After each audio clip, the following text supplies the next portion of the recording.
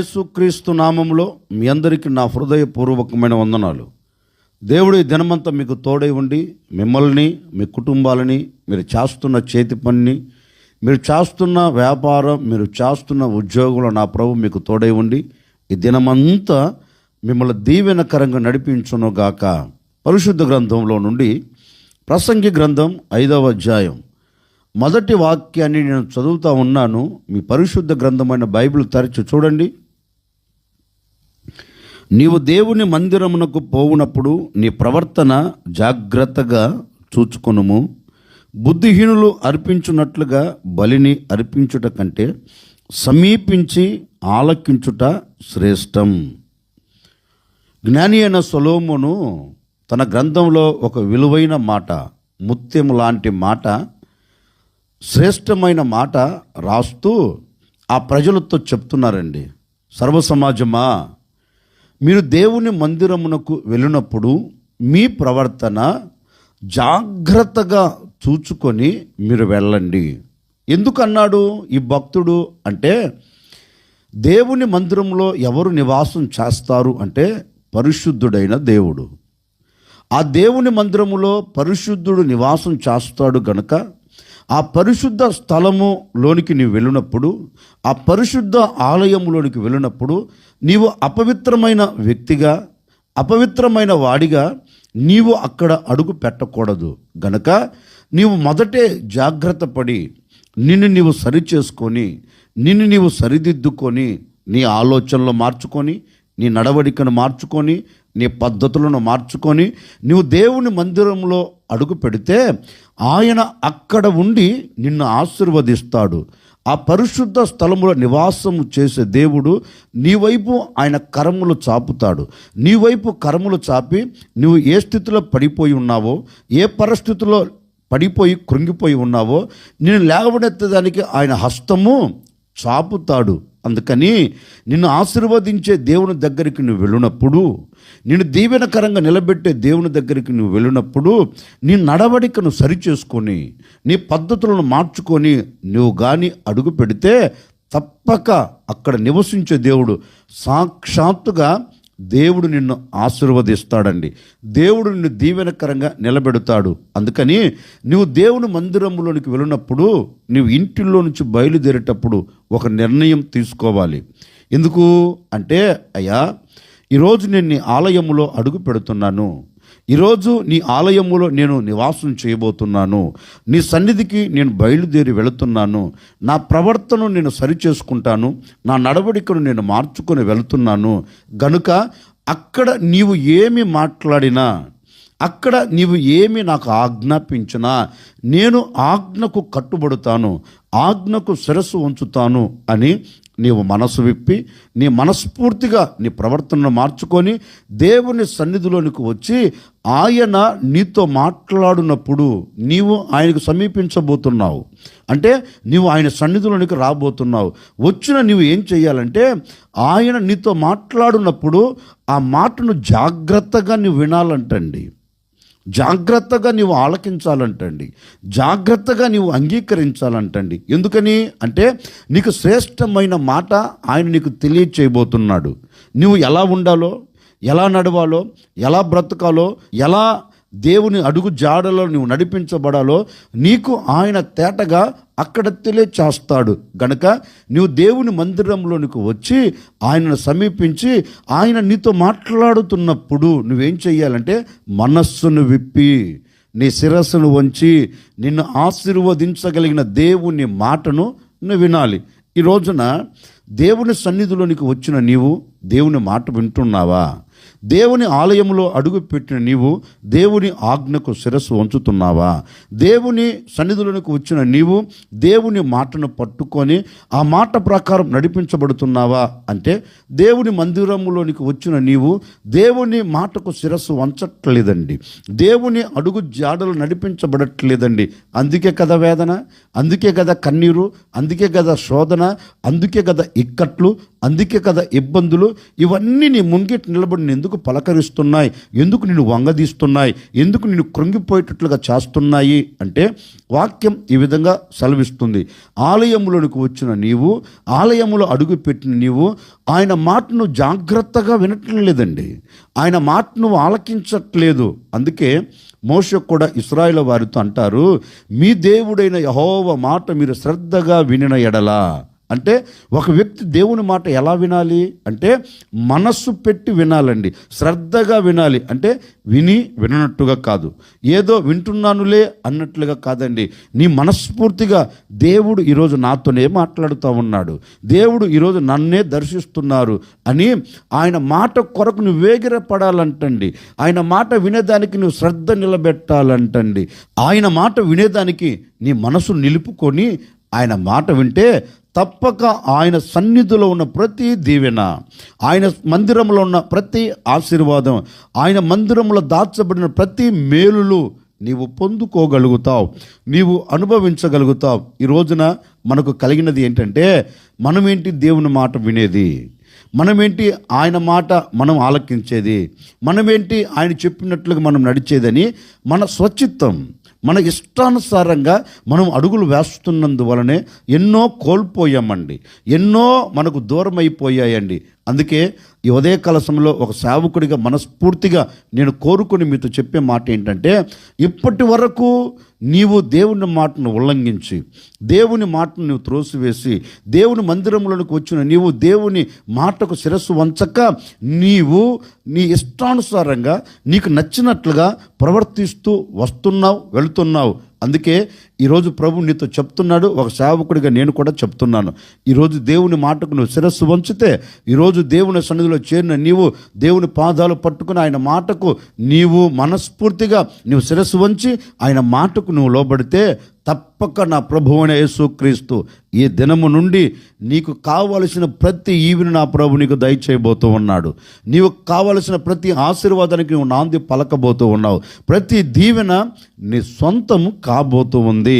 అందుకే పరిశుద్ధ గ్రంథంలో కూడా ఒక శ్రేష్టమైన మాట రాయబడిందండి. అంటే ఓ తల్లి దేవుని మందిరంలోనికి వెళ్ళేటప్పుడు ఎలా వెళ్ళింది అంటే కష్టంతోనే వెళ్ళిందండి. దేవుని మందిరంలో అడుగు పెట్టేటప్పుడు ఎలా అడుగు పెట్టిందంటే వేదనతోనే అడుగు పెట్టిందండి. దేవుని మందిరంలోనికి వెళ్ళేటప్పుడు ఎలా వెళ్ళిందంటే ఆనందకరంగా వెళ్ళలేదు, సంతోషకరంగా వెళ్ళలేదు.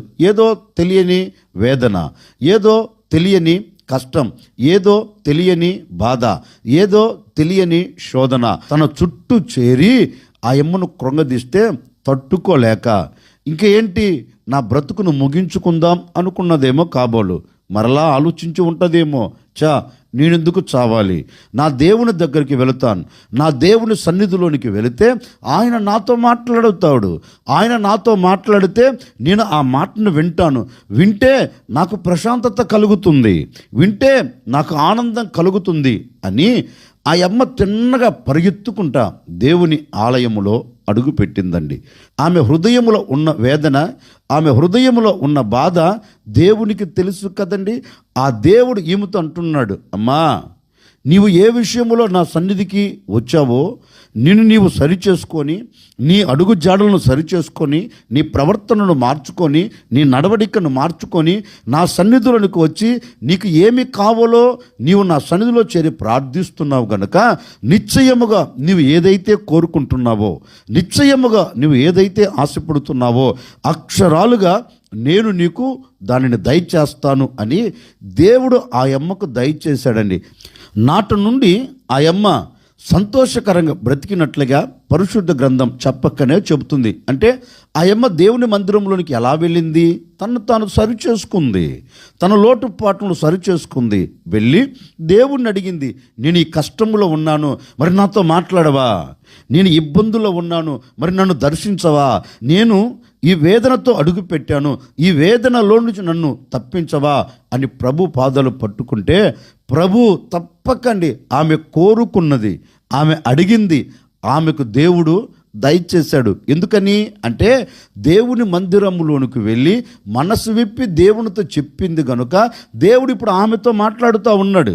ఆ మాటను ఆమె చెవియొగ్గి ఆలకించింది, ఆ మాటను మనస్ఫూర్తిగా అంగీకరించింది. నిశ్చయముగా దేవుడు నాకు మాట ఇచ్చాడు, చేస్తాడు అని తిరిగి వెళ్ళింది. తిరిగి వెళ్ళినట్లుగానే దేవుడు అక్షరాలుగా ఆ అమ్మ పట్ల జరిగించాడండి. ఈ రోజున దేవుని మందిరానికి ఎందుకు వస్తున్నాడో తెలుసా అండి?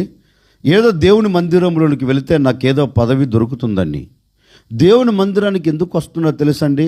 ఏదో దేవుని మందిరంలోనికి వెళ్తే నాకు ఘనత కలుగుతుందండి, నన్ను ఘనపరుస్తారని, నన్ను హెచ్చిస్తారని. లేకపోతే ఈ రోజున చాలామంది దేవుని మందిరానికి ఎందుకు వస్తారో తెలుసండి? నాకు పాట ఇస్తారు, నాకు ఒక మాట ఇస్తారు అనే వ్యక్తులు ఈ రోజున కోకొలలుగా సంఘాలలో కనపడుతున్నారండి.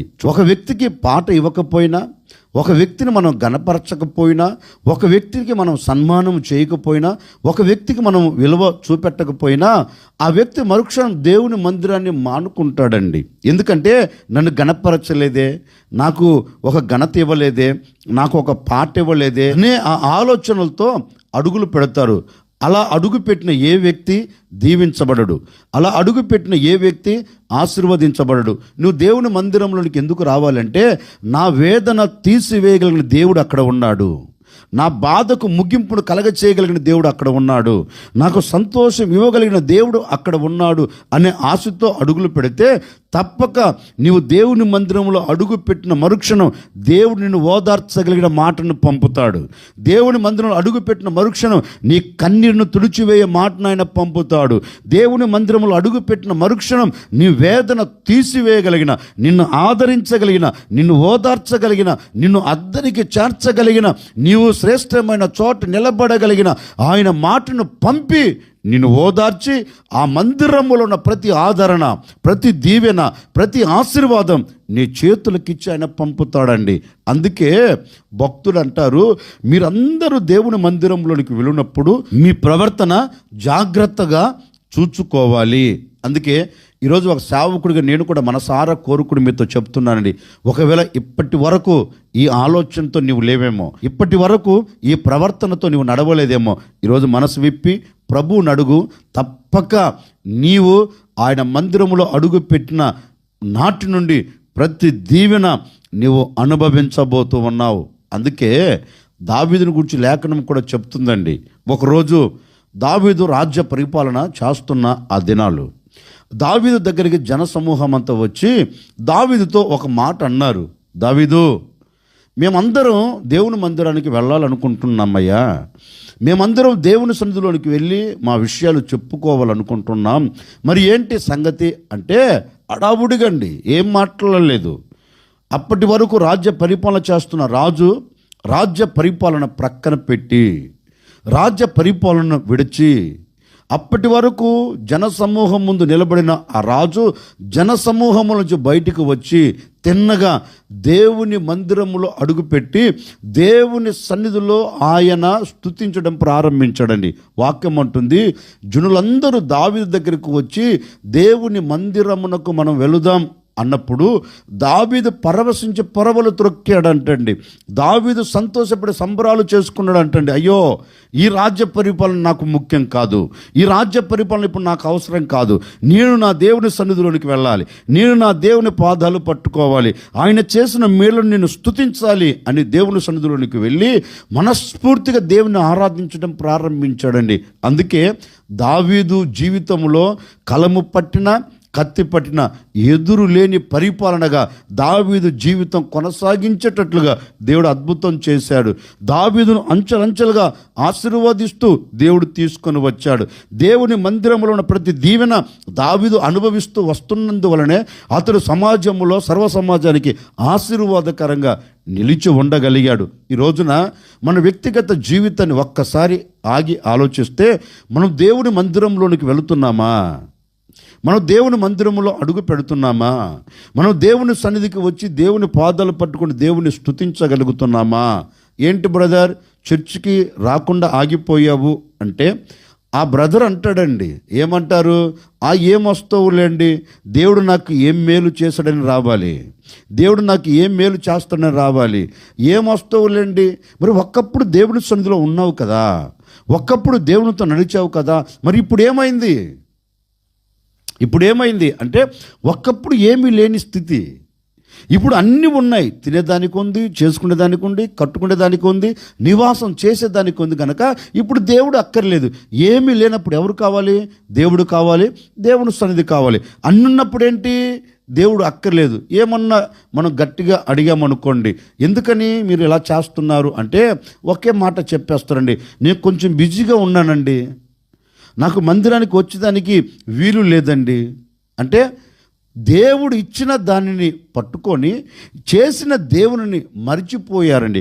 అంటే కృతజ్ఞత లేని జీవితం, కృతజ్ఞత లేని జీవితం. ఆదివారం ఒక్క పూట దేవుని సన్నిధిలోనికి వచ్చి దేవుణ్ణి స్తుతించలేకపోతున్నావంటే ఒకసారి ఆలోచించండి.